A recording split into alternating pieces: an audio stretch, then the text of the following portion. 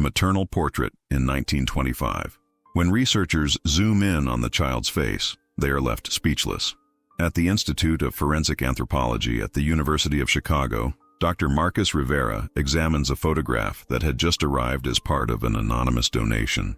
The image, taken in 1925, shows a young woman of approximately 25 years, holding a child of about 3 years in her arms. The scene appears to capture an intimate and tender moment between mother and son, both dressed in typical working-class clothing of the 1920s. The photograph had arrived accompanied by a typewritten note that simply said, "This image was taken in Detroit, Michigan, in March 1925. The truth about this family must be known. Look into the child's eyes." There was no signature, no return address, only a blurred Detroit postmark dated the previous week. Dr. Rivera, specialized in historical victim identification and photographic evidence analysis, had seen thousands of family portraits from the early 20th century during his career. However, something about this particular image immediately strikes him as disturbing. The quality of the photograph is exceptional for the time period, with surprisingly sharp details that allow distinguishing every texture of the woman's dress and every curl of the child's hair. The woman in the photo has dark hair styled in soft waves characteristic of the 1920s and wears a simple cotton dress with an apron. Her expression is serene, but there's something in her eyes that suggests deep sadness, almost resignation. Her hands, clearly worked by manual labor, hold the child with a tenderness that contrasts with the tension visible in her posture. The child, with golden curls and rosy cheeks, appears at first glance to be a perfect example of childhood innocence. He's dressed in a white sailor suit, popular among children of the era, and his small hands rest confidently on the woman's arm. However, upon examining the image more carefully, Rivera notices that the child's eyes have an unusual expression for someone of his age. Intrigued by the anonymous note and the exceptional quality of the photograph, Rivera decides to deepen his investigation. Using modern digital analysis techniques, he begins to examine every detail of the image, especially the child's face, as the mysterious note had suggested. The next day, Rivera uses an ultra-high-resolution scanner to digitize the photograph. When he digitally enlarges the child's face, what he discovers sends a chill down his entire spine. The little boy's eyes, which at first glance seemed innocent and cheerful, under magnification, reveal something completely different. In the child's pupils, clearly visible under digital amplification, a scene is reflected that doesn't correspond with the domestic and apparently peaceful atmosphere of the portrait. Rivera can distinguish the silhouettes of what appear to be several adult figures standing around the child and woman, figures that are not visible in the main frame of the photograph but are perfectly reflected in the little boy's eyes. Even more disturbing is the fact that one of these figures appears to be holding what is clearly a weapon. The reflected image, although tiny, is sharp enough to distinguish the unmistakable shape of a pistol pointing directly at the woman and child. The woman's apparently serene expression now takes on a completely different meaning. It's not peace that her face reflects, but controlled terror. Rivera immediately contacts his colleague, Dr. Sarah Chen, a specialist in photographic microevidence analysis and historical crime scene reconstruction. When Chen examines the enlarged image, she confirms Rivera's observations and adds additional details that make the situation even more sinister. "Look here," says Chen, pointing to the amplification of the child's eyes. "You can see there are at least 3 adult figures reflected. One of them is definitely armed, but notice the positions of the other 2. They're clearly blocking the room's exits. This isn't a normal photo session, Marcus. This is a hostage situation." Chen also notices additional details in the reflection, what appears to be professional photographic equipment, suggesting that whoever took this image was an experienced photographer, possibly deliberately documenting what was occurring. The exceptional quality of the photograph now makes sense. It had been taken by someone who wanted to preserve evidence of what was happening. The revelation completely transforms the perception of the image. What initially seemed to be a tender maternal portrait reveals itself as documentation of a crime in progress, with the mother and child as victims of a desperate situation. Armed with this new information, Rivera and Chen begin an exhaustive search through Detroit's criminal archives from the 1920s. The decade had been notorious in the city for prohibition-related violence, territorial wars between gangs, and kidnappings that had plagued wealthy families during the era of organized crime. Their investigations lead them to the Detroit Police Department archives. where they find records of an unsolved case that had baffled investigators for decades.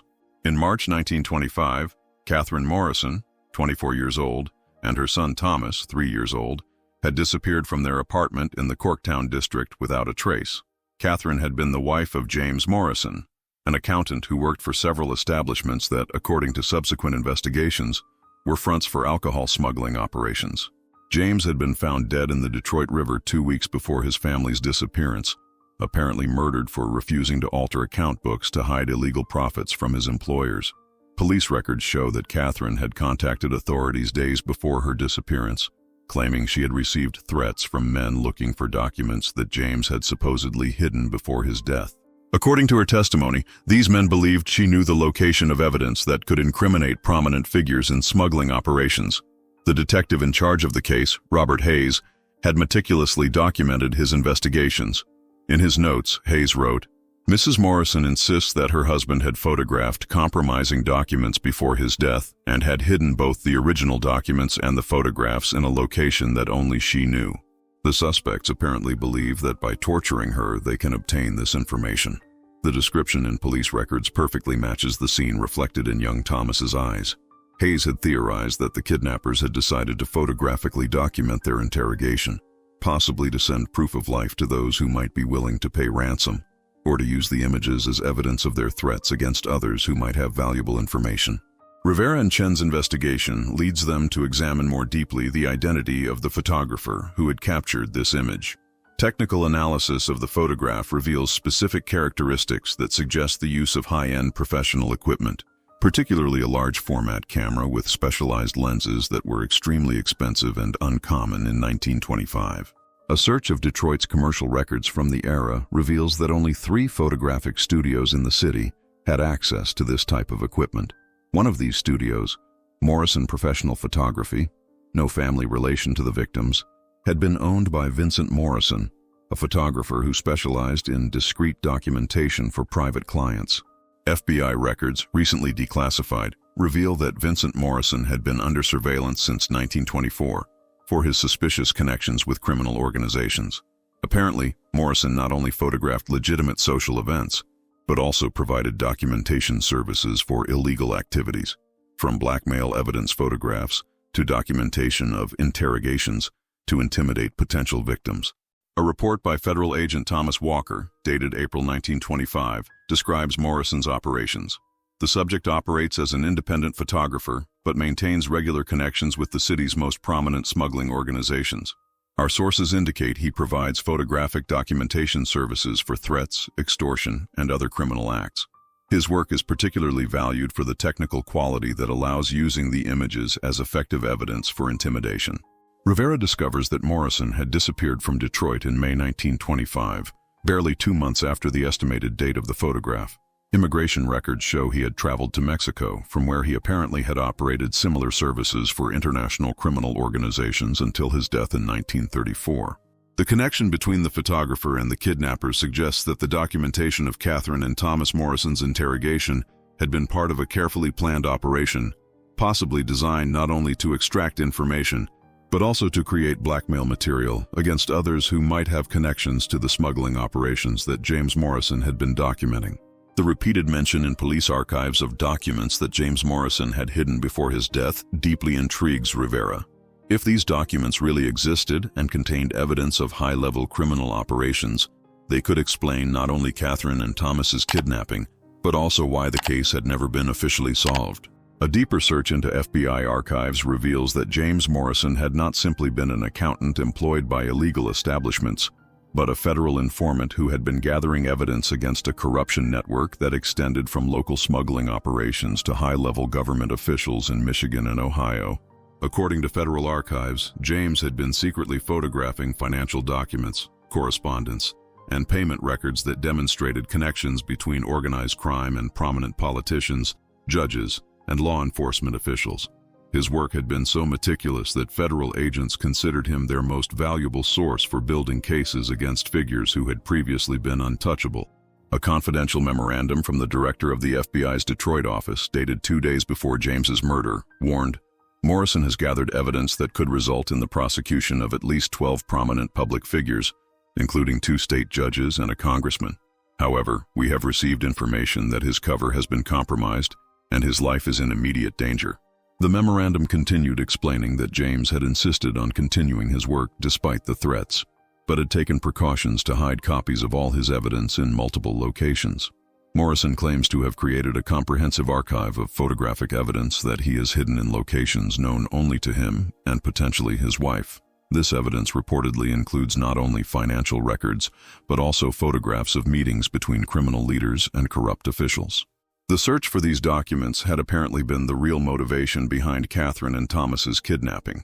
The kidnappers weren't looking for ransom money, but information that could lead them to evidence that threatened to destroy a corruption network extending to the highest levels of state government.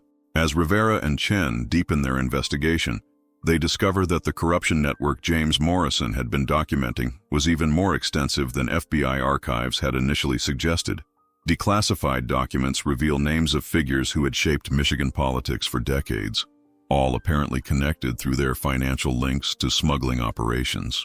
Among the names mentioned in FBI archives appear Governor William Henderson, State Attorney General Robert Carlyle, and at least 6 Michigan Supreme Court judges. According to the evidence James had been gathering, these officials had not only received regular bribes, but had actively participated in planning and protecting large-scale criminal operations.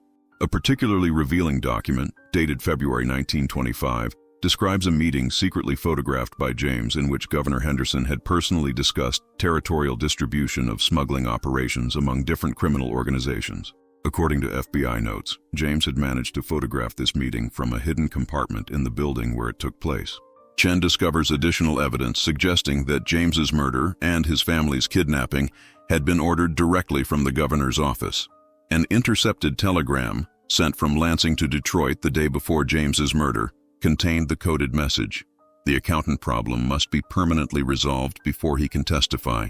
The photograph of Catherine and Thomas, now understood in its complete context, represents not only documentation of an individual crime, but evidence of a conspiracy that had reached the highest levels of state government. The kidnappers had been operating with the protection and possibly direct orders from government officials who had everything to lose if James's evidence came to light. Rivera also discovers that the original police investigation had been deliberately sabotaged. Detective Robert Hayes, who had been investigating Catherine and Thomas's disappearance, had been abruptly transferred to a position in a small rural Michigan town barely a week after beginning his investigation. His case files had been accidentally destroyed in a police station fire 2 months after his transfer.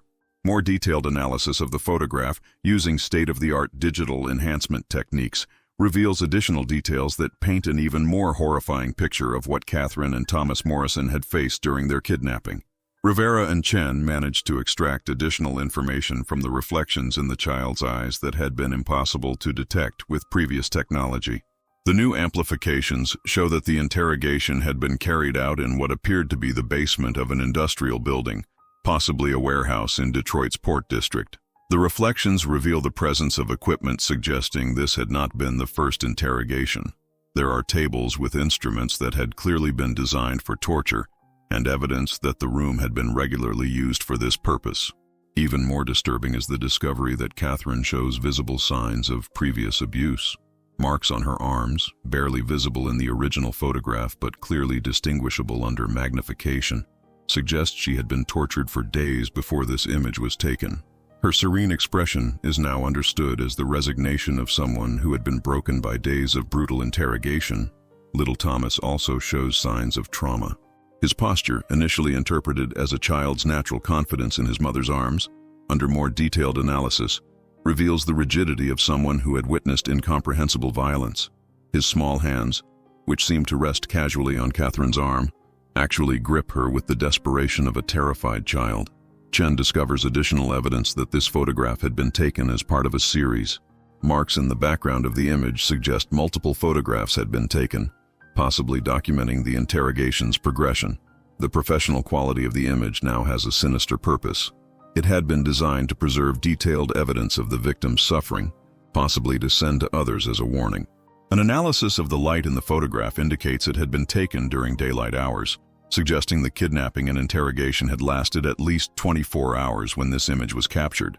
The presence of filtered natural light also allows Rivera to determine the approximate orientation of the building where the interrogation had occurred. Using information extracted from light analysis and architectural features visible in Thomas's eye reflections, Rivera and Chen begin searching for the location where the photograph had been taken.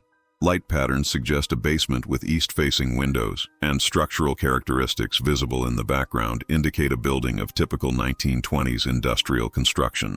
A search of Detroit's historical records leads them to examine buildings in the Port District that had been operational during 1925. Property records reveal that several warehouses in the area had been rented by companies subsequently identified as fronts for smuggling operations. One of these buildings, the Miller Warehouse on Porter Street, had been owned by Great Lakes Import Company, a business that FBI records indicate had been a front operation run by the criminal organization known as the Purple Gang.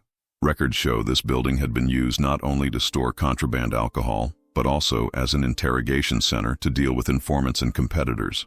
Rivera discovers the building still exists, although it had been converted to luxury apartments in the 1980s.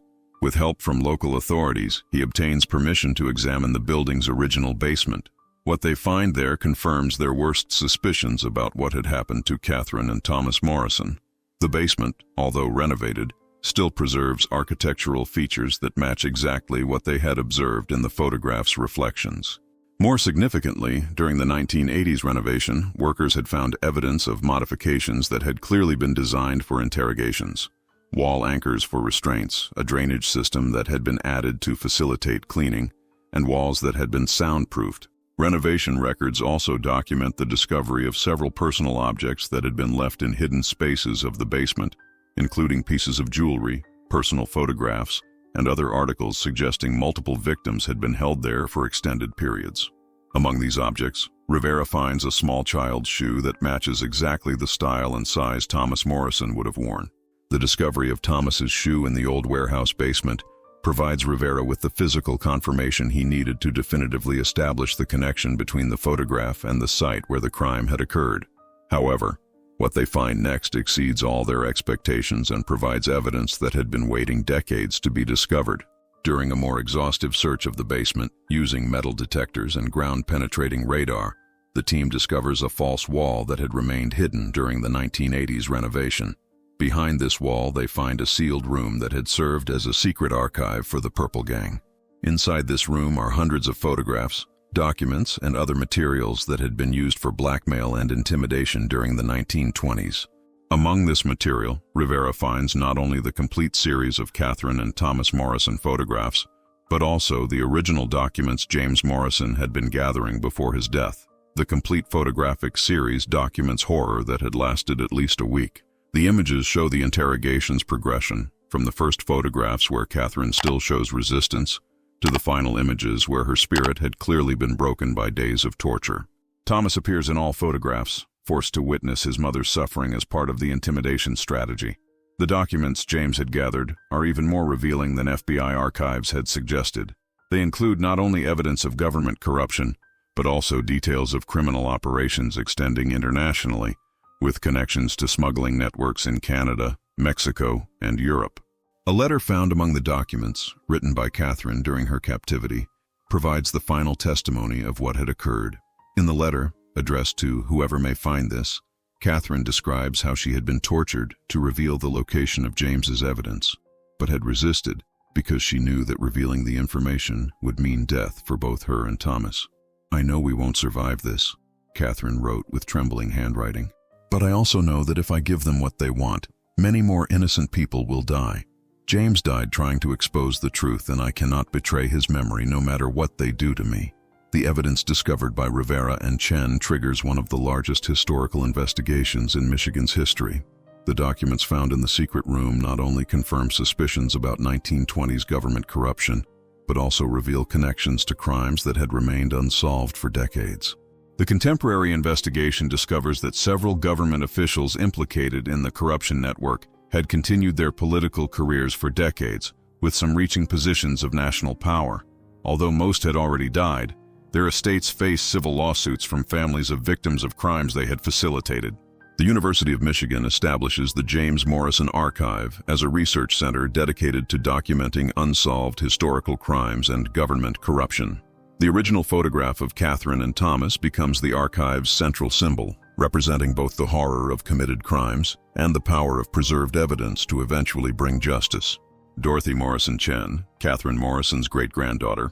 The surname Chen coincidence had been the product of marriage, not a family relationship, emerges as the closest surviving descendant.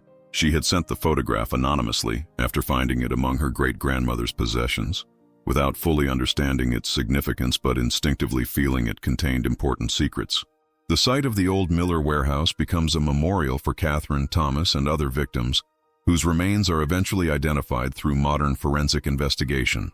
A memorial plaque reads, "In memory of Catherine Morrison, 1901-1925, and Thomas Morrison, 1922-1925, whose sacrifice preserved evidence that eventually exposed a corruption network that had plagued Michigan for decades." Rivera's investigation demonstrates that even after a century, no crime remains truly unpunished when evidence is preserved and analyzed with appropriate tools. The photograph, initially perceived as a tender maternal portrait, becomes testimony to the power of modern technology to reveal truths that had been literally hidden in plain sight. The story of Catherine and Thomas Morrison inspires new cold case investigations throughout the country, using advanced digital analysis techniques to examine historical photographic evidence that had previously been considered completely analyzed. Their legacy lives not only in the justice finally achieved, but in the demonstration that truth, no matter how long it remains hidden, will eventually prevail when dedicated individuals commit themselves to seeking it.